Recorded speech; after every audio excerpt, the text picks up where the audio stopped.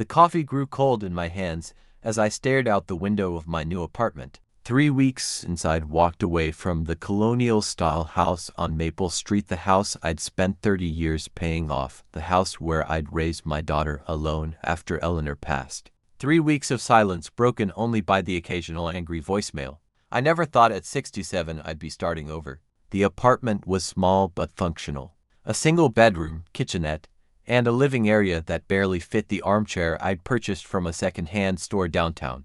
Nothing like the spacious home I'd left behind, with its wraparound porch and the oak tree Eleanor had insisted we preserve when we built the addition. But it was mine, free from the resentful glances and mounting demands that had made my own home feel like hostile territory. My phone buzzed again. The screen lit up with Rebecca's name, the 14th call today. I let it go to voicemail, just as I had all the others. The red notification bubble showed 27 unheard messages. I wasn't ready to listen to them yet. Some wounds needed time before they could be examined. I set the cold coffee aside and reached for the stack of documents on the side table. Bank statements, retirement accounts, insurance policies, the paper trail of a life meticulously planned and systematically drained. The numbers told a story clearer than any words could. $42,000 for Rebecca's graduate degree in business, despite my suggestion that she consider the state university's more affordable program. $22,000 for her wedding to Ryan, when his parents claimed financial hardship and couldn't contribute their agreed portion.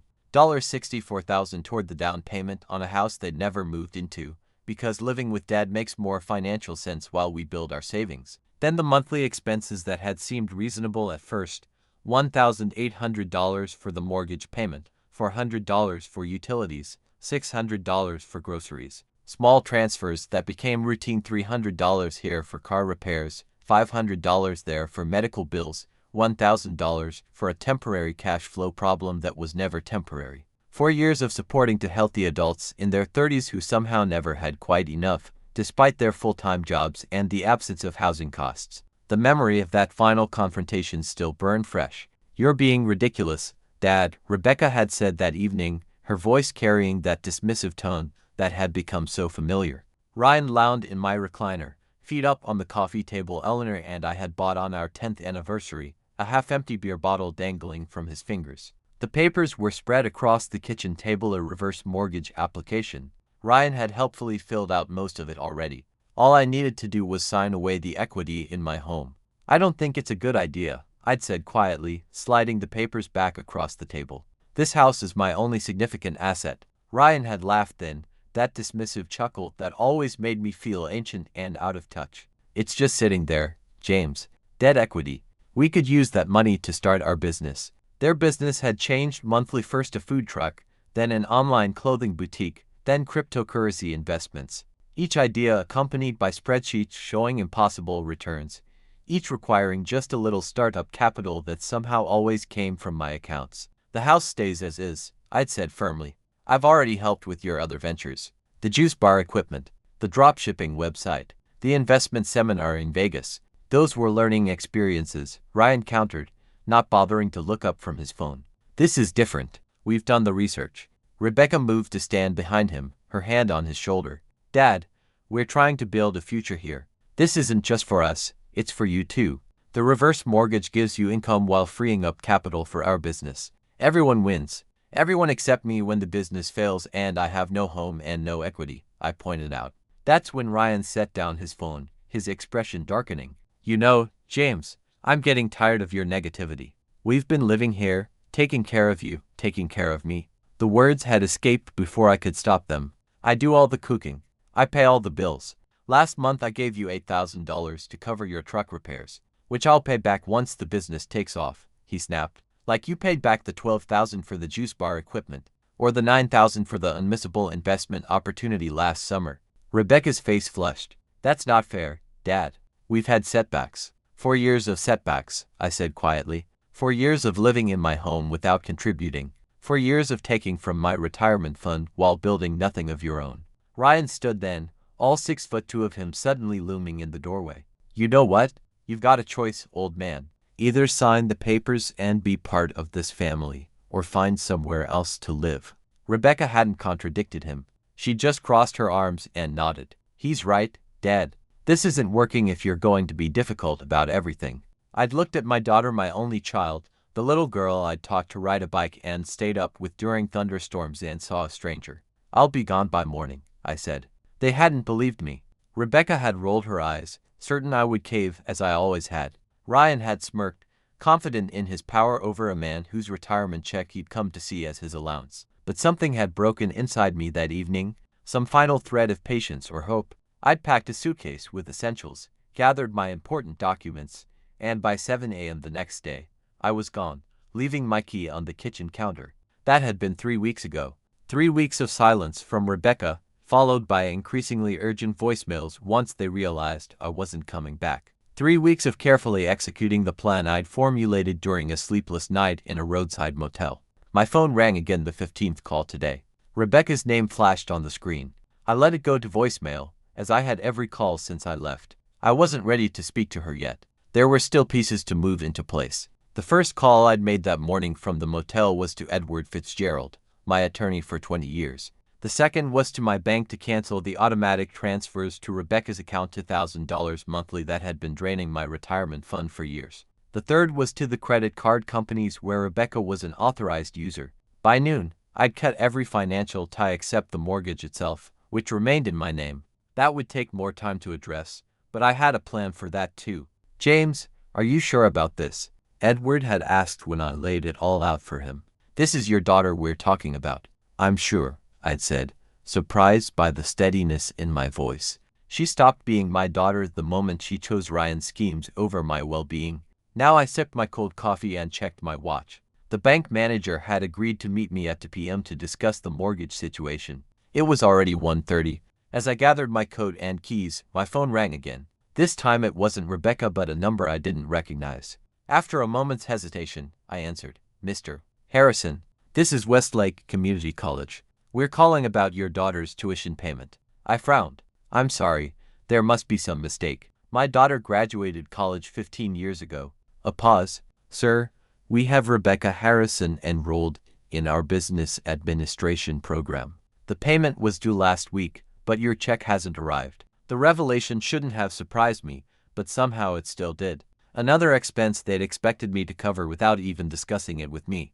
"I won't be making that payment," I said simply. "Rebecca will need to handle her own tuition." After ending the call, I drove to First National, where Marjorie Chen, the manager, was waiting for me in her office. I'd known Marjorie for 20 years, first as a junior loan officer when I was still working at the manufacturing plant, then as she rose through the ranks while helping me manage my modest investments. "James," she said, rising to shake my hand. Her expression was concerned but professional. "I've pulled the mortgage documents as you requested." I settled into the chair across from her desk. "Thank you for seeing me on short notice." "Of course." She hesitated.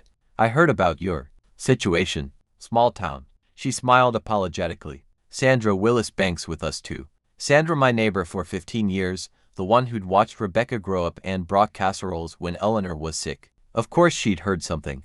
I wondered which version of the story had reached her. "I imagine you've heard Rebecca's interpretation of events," I said carefully. Marjorie's smile was diplomatic. "I prefer to deal in facts, not interpretations.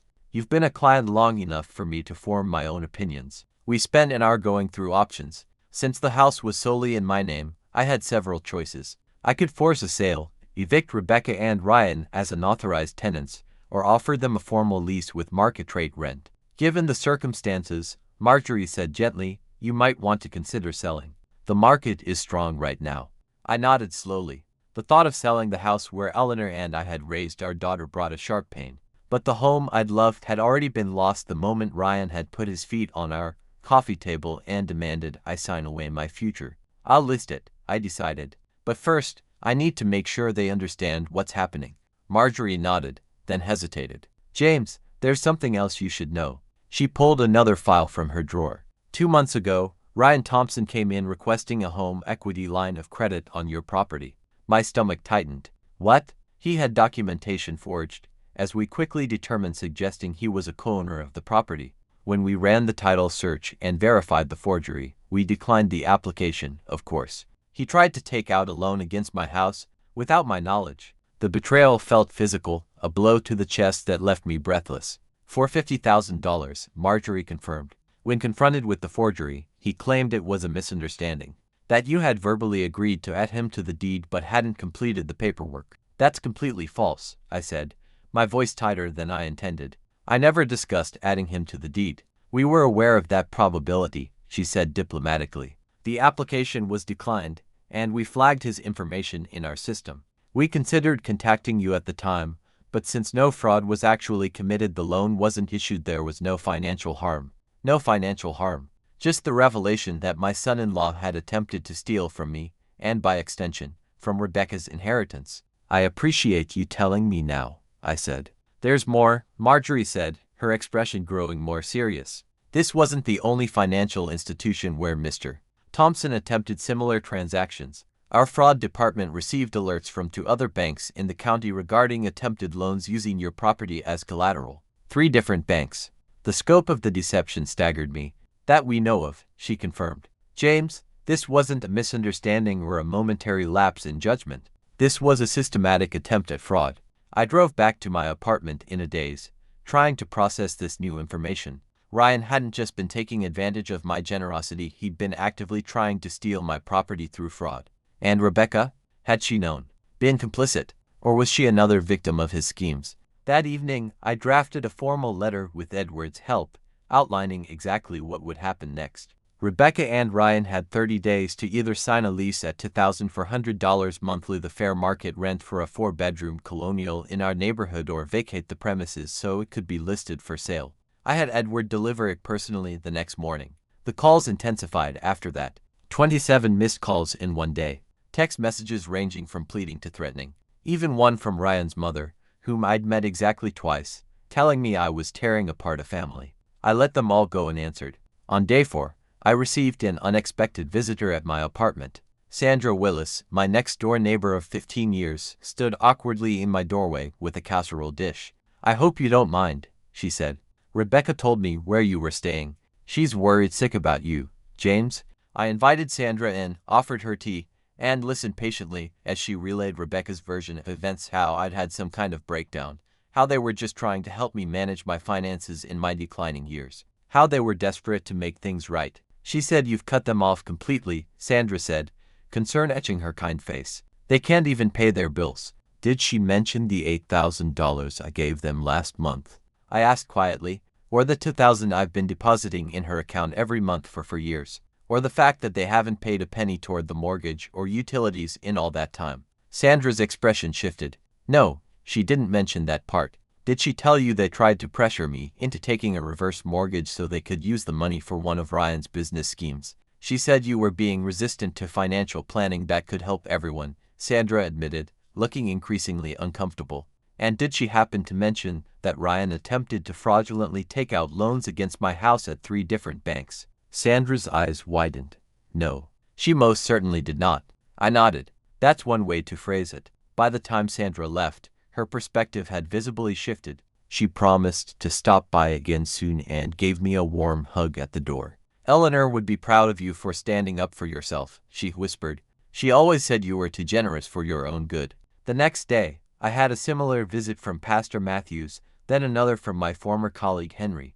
Each came bearing Rebecca's version of events, each left with a clearer picture of the truth. The community that Rebecca had hoped to turn against me was instead beginning to understand the reality of the situation. A week after the letter was delivered, my phone rang with Rebecca's number for the 40th time. This time, I answered.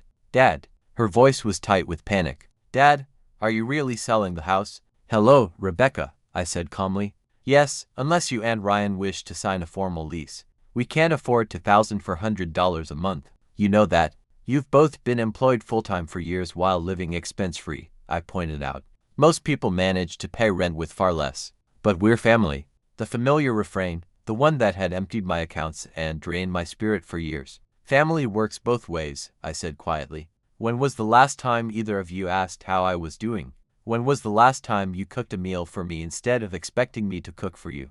When was the last time you treated me with basic respect? Silence on the line. Dad, please, her voice cracked. We're going through a rough patch right now. Ryan's business is just about to take off, but we need a little more time. Which business is that? The cryptocurrency investment, the dropshipping website. Or is it something new this month? That's not fair. Number, it isn't fair, I agreed. It isn't fair that I've supported two able-bodied adults for 4 years while being treated like an inconvenience in my own home. It isn't fair that Ryan attempted to take out fraudulent loans against my property. None of this is fair, Rebecca. Another long silence. When she spoke again, her voice was different. Harder. You've been talking to the bank. This is all a misunderstanding.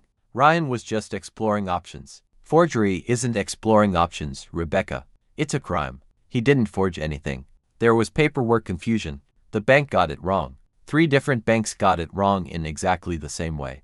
I asked quietly. The silence that followed told me everything. She'd known. Maybe not initially, but she knew now. And she was choosing to defend him.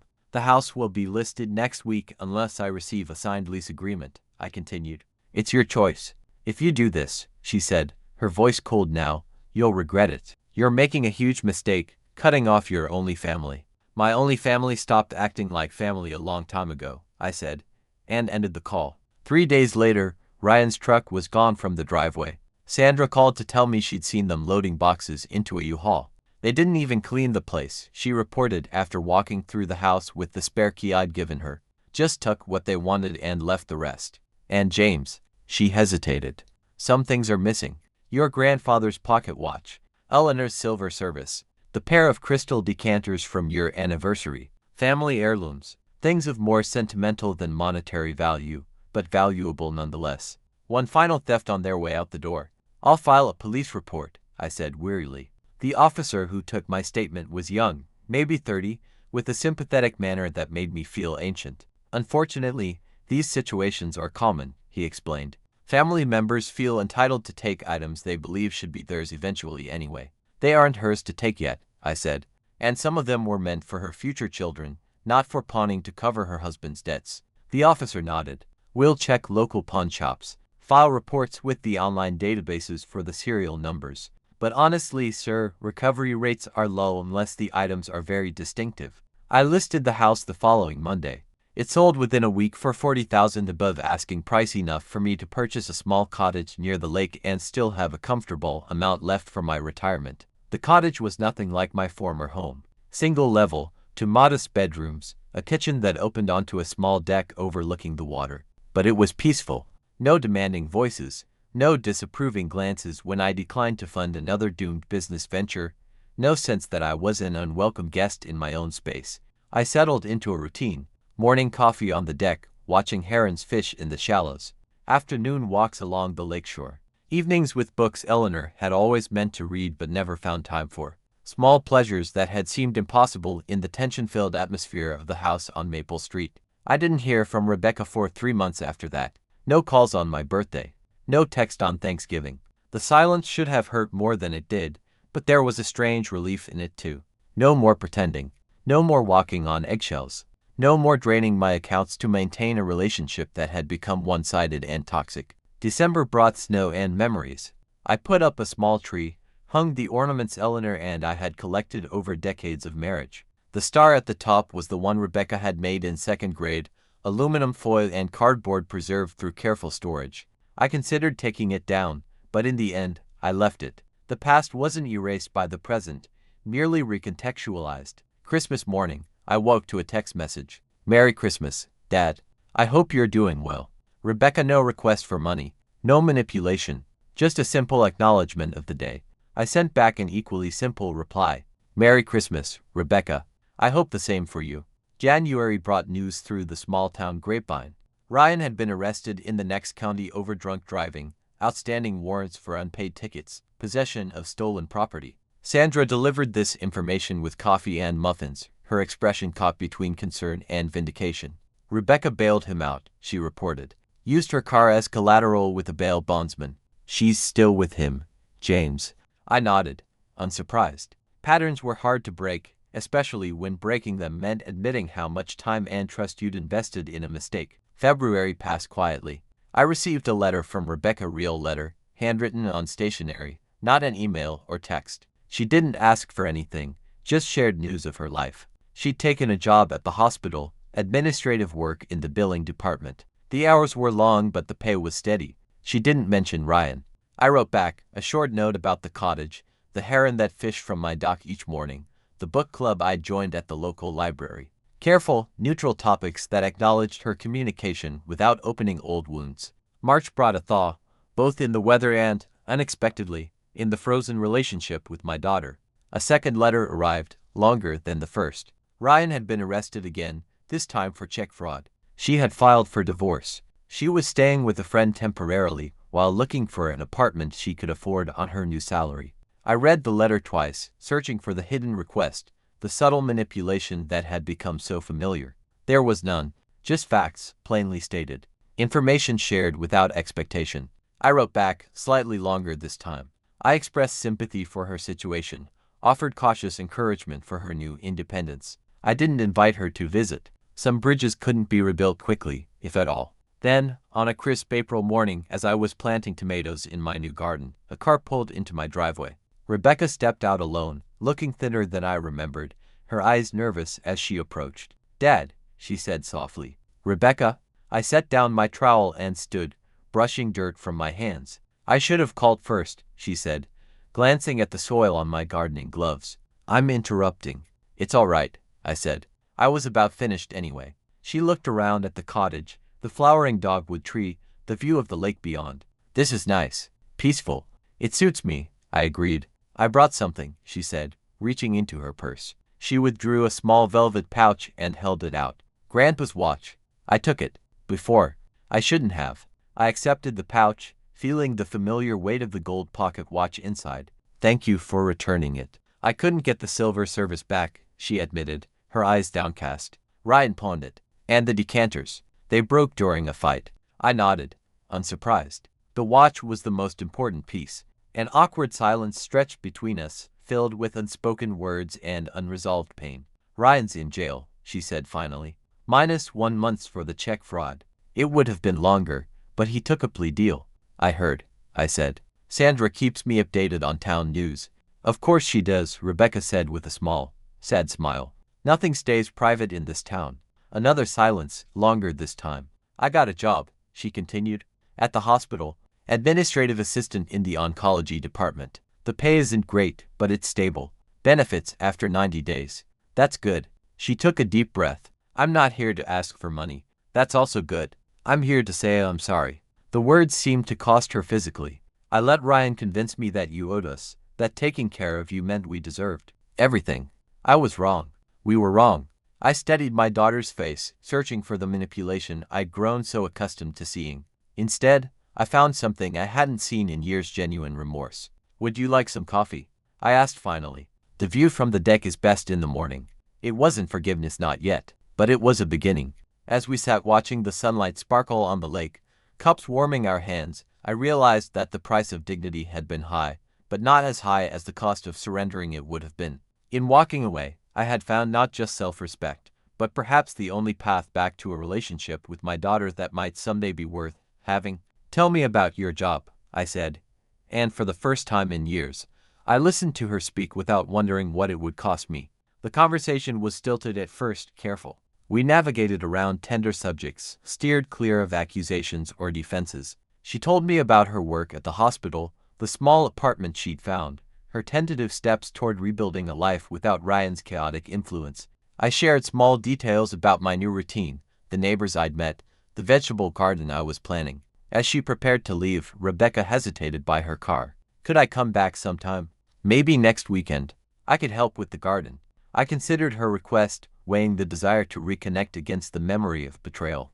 "Next Saturday would work. Around 10. She nodded, relief visible in her expression. "I'll be here." True to her word, Rebecca arrived the following Saturday at 10 o'clock sharp, wearing clothes suitable for gardening and carrying a small bag of seedlings. "Marigolds," she explained. "They keep the pests away from the vegetables." We worked side by side, digging rows for beans and tomatoes, planting the bright orange marigolds along the borders. The physical labor filled the silences that might otherwise have been uncomfortable.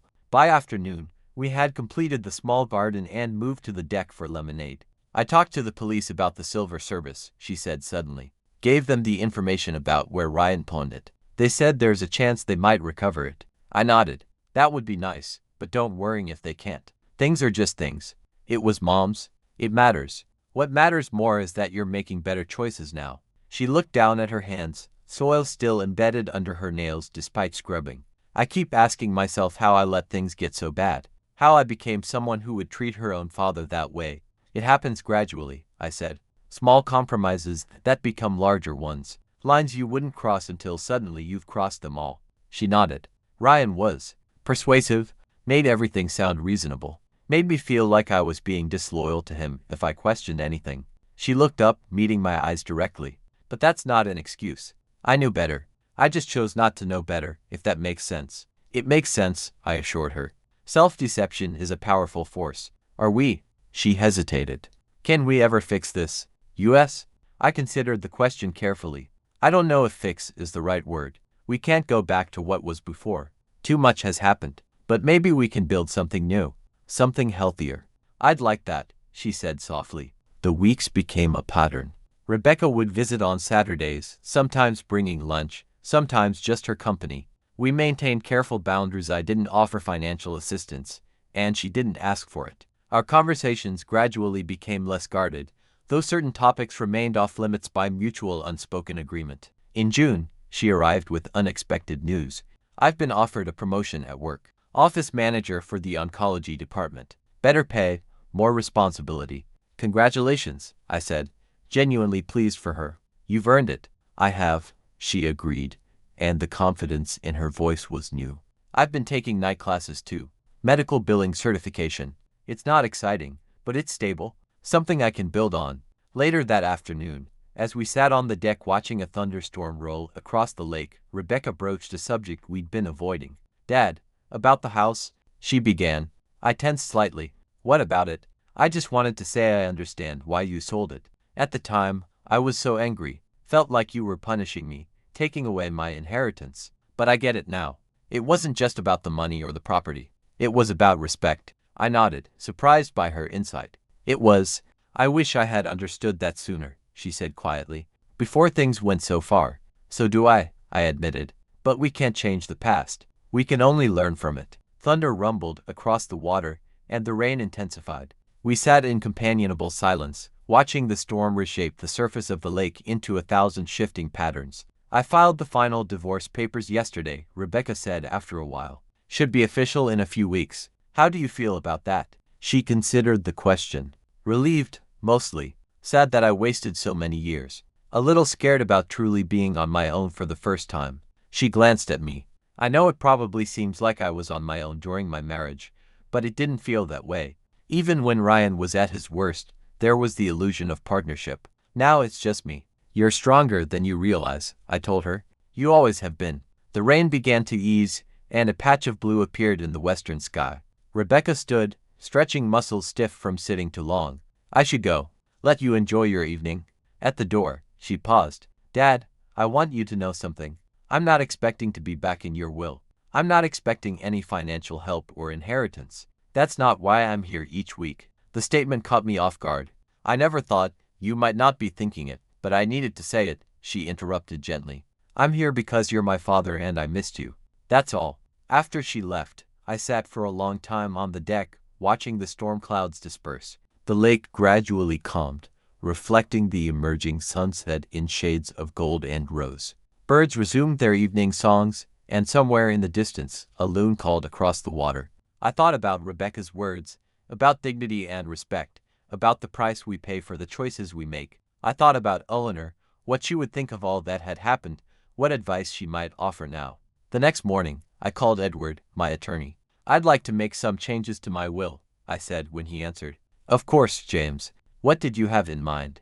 I want to establish a trust for Rebecca, I explained. Not accessible until she's 50. Conditional on maintaining steady employment and avoiding any involvement with Ryan, even after his release. Edward was quiet for a moment. You're sure about this? After everything that happened? I'm sure, I said. She's making better choices now. I want to acknowledge that without enabling a return to old patterns. And if she backslides, returns to him or falls into similar relationships, then the trust dissolves and the money goes to the cancer center at the hospital. Eleanor would approve of that. I'll draft the paperwork, Edward promised. But James, have you told Rebecca about this? No, I said firmly. And I don't intend to. This isn't about giving her an incentive to maintain our relationship. This is about acknowledging that people can change without expecting anything in return. The summer passed pleasantly. Rebecca's Saturday visits became a comfortable routine. Sometimes we gardened together, sometimes we took walks along the lakeshore, sometimes we simply sat and talked. She shared news of her promotion, her certification classes, her search for a better apartment now that her increased salary made it possible. I told her stories about Eleanor that she'd never heard, about our early years together, about the dreams we'd had for retirement that would never be realized now. It was healing to speak of these things, to share memories I'd kept private during the years when every conversation had become a potential financial negotiation. In August, Rebecca arrived with a small package wrapped in simple brown paper. "It's not your birthday, I know," she said, handing it to me, "but I wanted you to have this."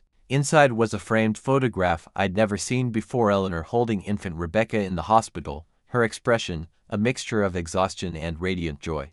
"I found it when I was packing up my apartment," Rebecca explained. "I thought you might like to have it." "It's perfect," I said, genuinely touched. "Thank you." She smiled, pleased by my reaction. "There's something else I wanted to tell you.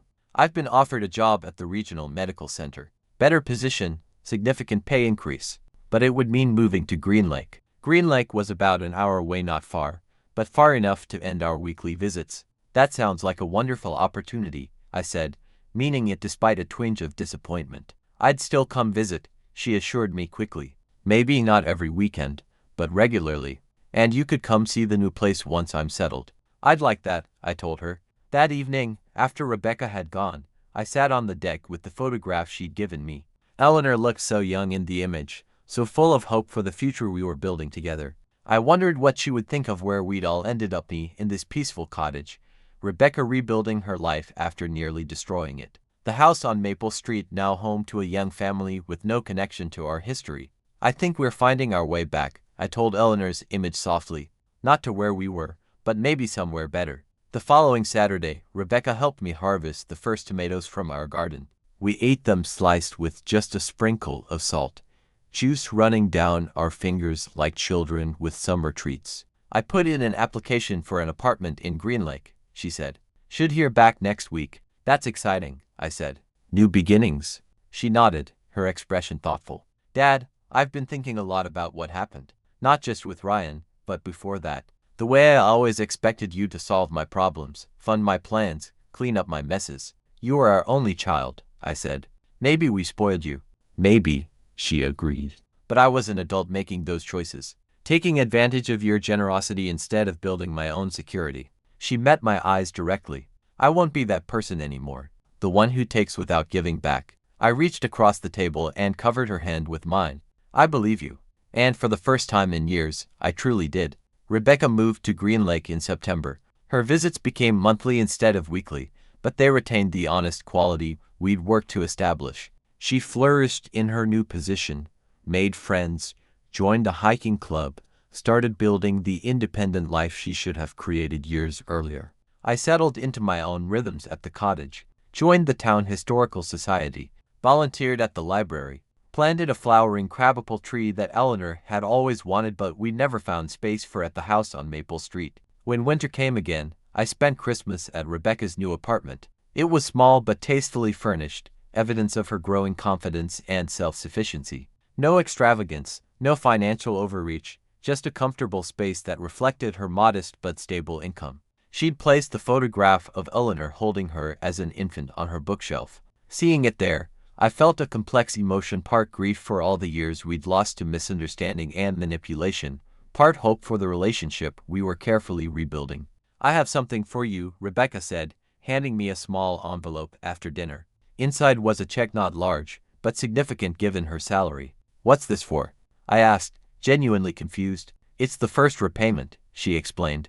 "I can't return everything you gave us over the years. That would take a lifetime. But I can acknowledge the debt and start making amends." I started to refuse, to tell her it wasn't necessary, but stopped myself. This wasn't about the money. It was about her acknowledging the past honestly and taking responsibility for her part in it.